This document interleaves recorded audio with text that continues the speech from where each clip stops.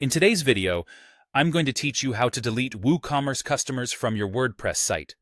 Whether you're cleaning up outdated accounts or just need to manage your user base more effectively, this is an essential skill for running an organized and efficient online store.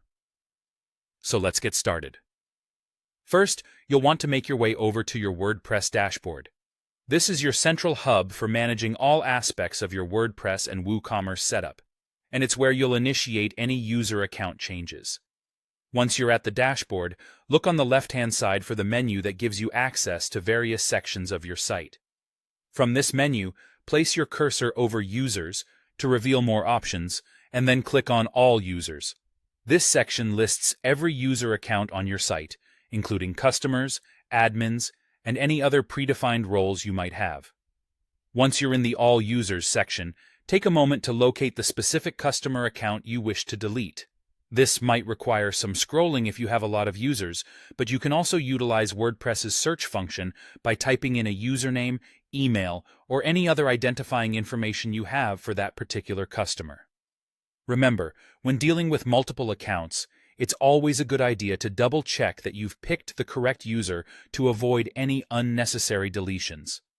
With the user account you want to remove clearly identified, look just below their username. You'll see a variety of options that allow you to manage that account.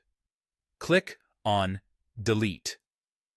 WordPress might display a prompt asking for confirmation to ensure the action you're about to take is intentional.